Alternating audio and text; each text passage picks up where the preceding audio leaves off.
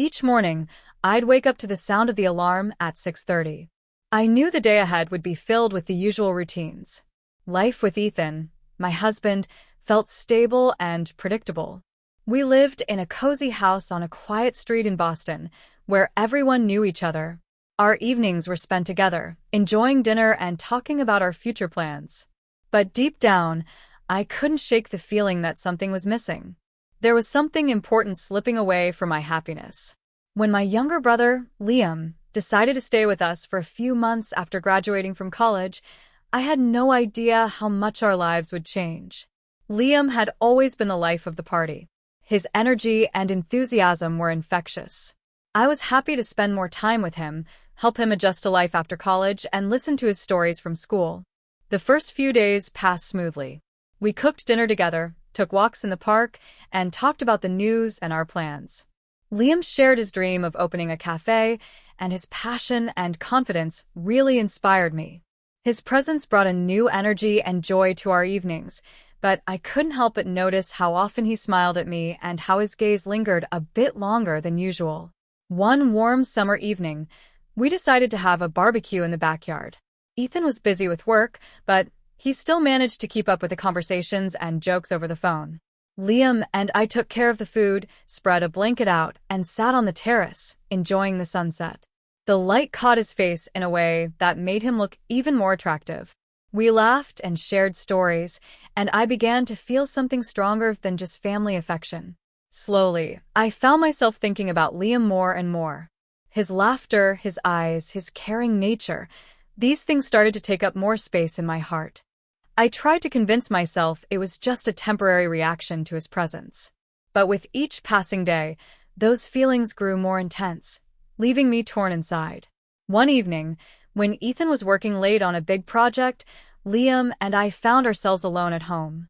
We were sitting on the terrace, talking about his future plans, when suddenly he turned to me and said, "Ava, you've always been a role model for me. I admire you more than I can express." His words caught me off guard. My heart started racing, and for a moment, I was speechless, trying to figure out what he meant. There was a mix of embarrassment and growing tension between us. As night fell, we both sat in our thoughts. After that conversation, everything around me seemed unchanged. But inside, everything was different. Every day spent with Liam added to the unease I felt. Our conversations were still easy and casual, but now every interaction seemed charged with a silent tension. I tried to stay calm, pretending everything was normal, but deep down I knew it wasn't. Liam began spending more time with me. He'd offer to help with chores, join me on errands, and I couldn't ignore how often he sought my gaze every time our eyes met. It made my heart race. I kept telling myself that I was imagining things, misreading his actions, but with each passing day, it became harder to deny what I was feeling. One morning, after Ethan had left for work, Liam suggested we go to the beach. The day was warm, and I thought it would be a good chance to relax and clear my head. We picked a small, secluded beach with hardly anyone around. After laying down a towel, we sat together, and once again, I felt that strange, dangerous pull between us. "Sometimes I feel like running away from everything and starting fresh," Liam said, his eyes fixed on the horizon. His words lingered in the air, and I had no response. But his gaze spoke volumes. I could see he felt the same way. We sat quietly, listening to the waves, and eventually, I realized I couldn't keep pretending that nothing was happening between us. For too long, I had buried my feelings behind a mask of calm and logic. But in that moment, I couldn't deny them any longer. Suddenly, Liam turned toward me and locked eyes with mine. His gaze was filled with both anxiety and determination. "Have you ever thought about starting over?" he asked softly. Those words hit me like a cold gust of wind. I was silent for a long time, unsure how to answer. My heart was pounding so loudly, I thought he might hear it. I whispered, looking away. I didn't even notice how close he had gotten until his hand gently touched my cheek. I couldn't pull away. And then, our lips met in a kiss that was brief, but intense. In that moment, it felt like everything I had been missing in my life suddenly came rushing in. Everything inside me shifted. I knew it was wrong, that I had crossed a line I shouldn't have, but in that instant, I couldn't stop myself. The kiss was short, but it said more than 1,000 words. It was a silent confession of everything we had both been too afraid to admit, even to ourselves. When the kiss ended, I pulled away quickly, as if realizing the enormity of what I'd just done. Liam looked equally stunned. We both sat there in silence, breathing heavily, trying to process what had just happened. When I looked at him, I saw the same emotion in his eyes, a mix of fear and regret. The drive back was silent, an oppressive quiet that seemed unbearable. I tried to convince myself that it was just a mistake, something I could forget, but deep down I knew that was easier said than done. But deep down I knew it was impossible to turn back now. We had crossed a line, and there was no going back.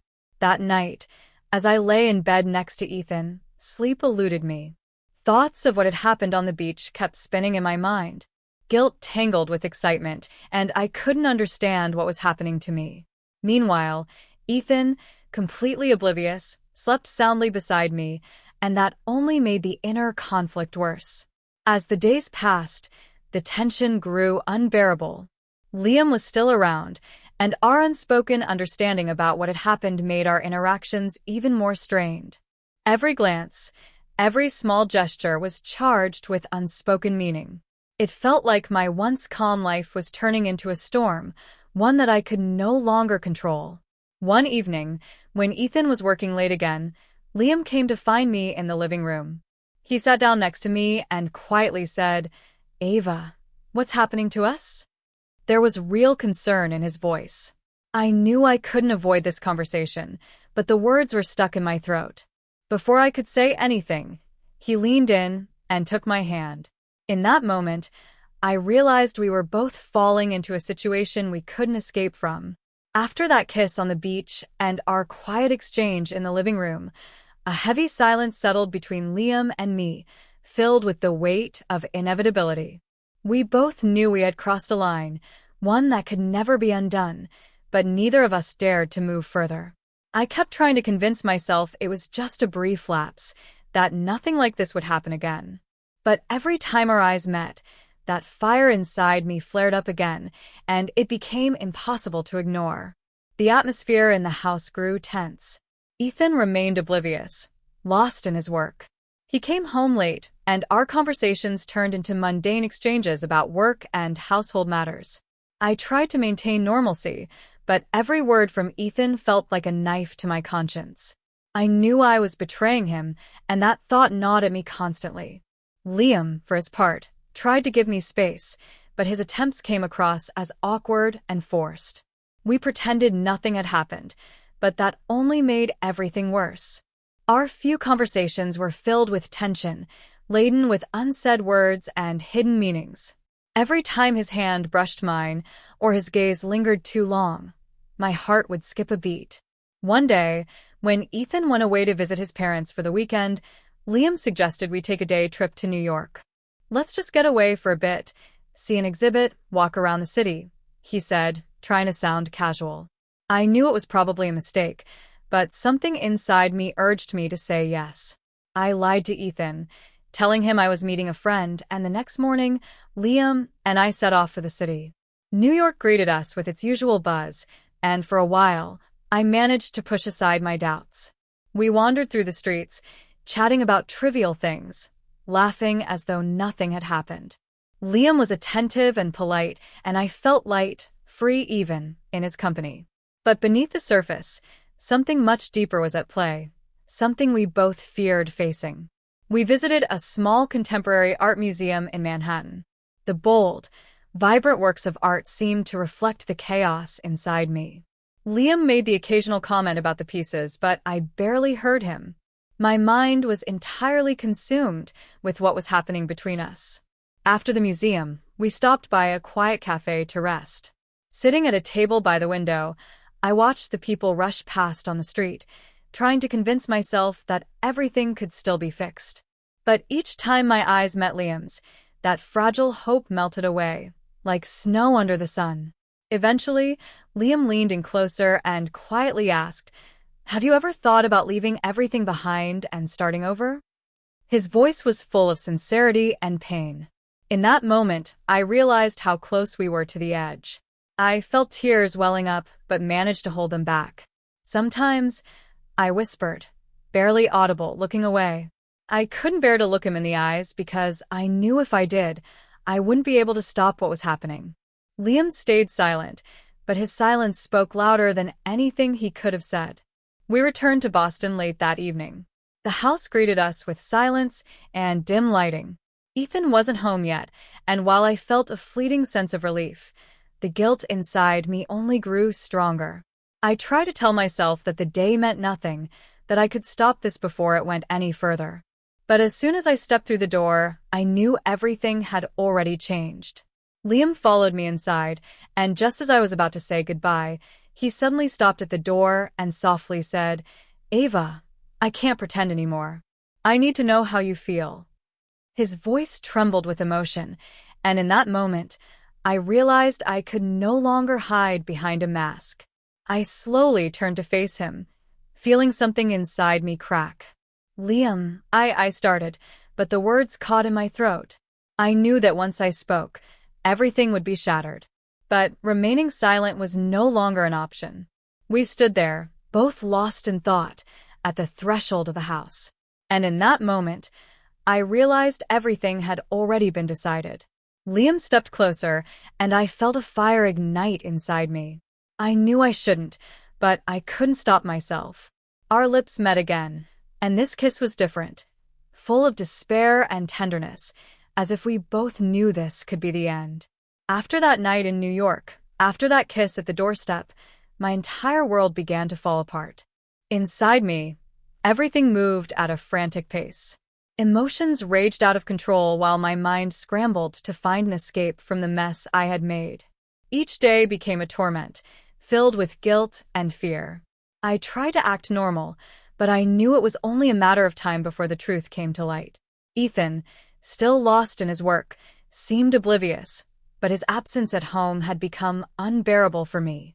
In any other situation, I would have appreciated Ethan's efforts, his care for us, but now, every simple word or gesture from him felt like a dagger to my heart. I hated myself for deceiving him, but at the same time, I couldn't bring myself to end things with Liam. Our feelings had grown too strong to ignore. Liam, on the other hand, began to pull away more and more.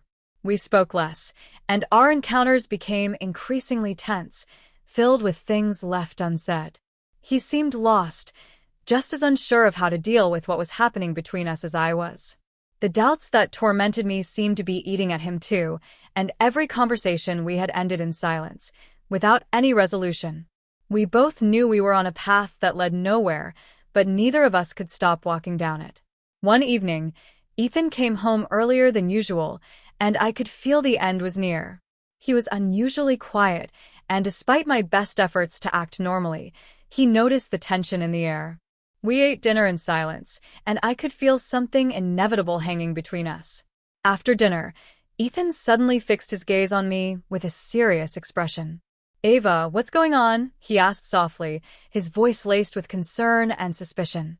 I froze, unsure of how to respond. My heart raced, so loudly that I was sure he could hear it. "Nothing. Everything's fine," I lied, but even I knew how unconvincing it sounded. He didn't break eye contact, and I knew then that I couldn't keep up the facade. "Ava," he said, his voice strained. "I know something's going on. You've changed, and I can't ignore it anymore." I froze again, realizing that the moment of truth had finally arrived. My words were stuck in my throat. I knew I couldn't hide the truth anymore, but the fear of his reaction paralyzed me. There was a violent tug-of-war inside me, a battle between wanting to tell him the truth and the terror of destroying what was left of our relationship. "Ethan," I started, my voice trembling as I tried to find the right words. I made a terrible mistake." His face went pale, and I saw the panic rising in his eyes. "What do you mean?" he asked, his voice barely above a whisper. I took a deep breath, summoning all my courage, and whispered, "I had an affair with Liam." The room went completely still. The silence was suffocating. Ethan didn't move, his eyes wide with a mix of shock, pain, and disbelief. I could see his mind racing, trying to comprehend what I had just said, but it was too much to take in. "You with my brother?" His voice was barely audible, filled with disbelief. I nodded, too ashamed to even try to explain or justify myself. I watched as his expression twisted, his hands balling into fists. It was clear to me in that moment that our relationship was beyond repair. "How could you?" he spat, his voice laced with anger. He stepped toward me, then stopped, as though afraid of what he might do if he got too close. I didn't know what to say.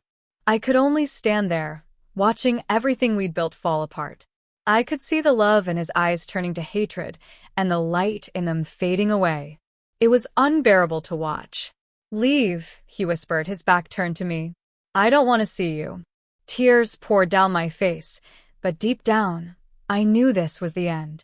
I deserved it, but the pain was still crushing. I packed my things and left. I closed the door behind me, a door that would never open again.